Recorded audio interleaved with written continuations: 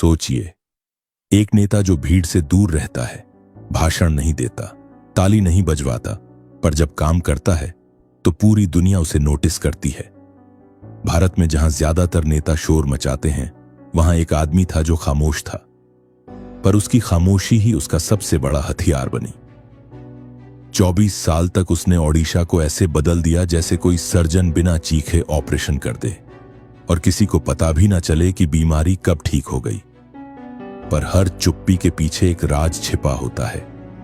क्या आप उस राज को जानना चाहेंगे? ये कहानी नहीं है, ये एक जवाब है उन लोगों के लिए जो सोचते हैं, बिना शोर मचाए क्या वाकई कुछ बदला जा सकता है? दोस्तों, अगर मैं आपसे कहूं, एक ऐसा नेता जिसने कभी भीड़ में खड़े होकर भाषण नहीं दिया, किसी को खुलेआम ललकारा नहीं, लेकिन फिर भी उसने चुपचाप एक पूरे राज्य का भविष्य बदल दिया, तो आप क्या कहेंगे? ये कोई कहानी नहीं है, ये हकीकत है नवीन पटनायक की, एक ऐसे नेता की जिसकी राजनीति में शोर नहीं था, सिर्फ मकसद था। और यही वजह है कि ये कहानी आज भी उतनी ही जरूरी है, क्योंकि जब पूरा देश नारों और शोर में डूबा हो, तब एक इंसान सिर्फ अपने काम से जवाब देता है।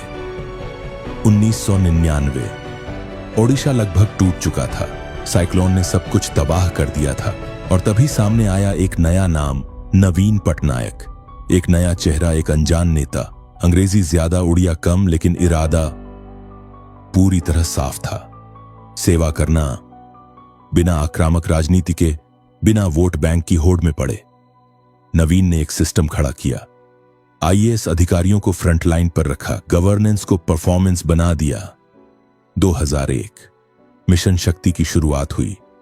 ओडिशा की महिलाएं सिर्फ घर नहीं, अब अर्थव्यवस्था भी संभालने लगीं। 70 लाख से ज्यादा महिलाएं एक जमीन से उठी क्रांति में बदल गईं, और ये सब हुआ बिना बड़े बड़े विज्ञापनों या भाषणों के।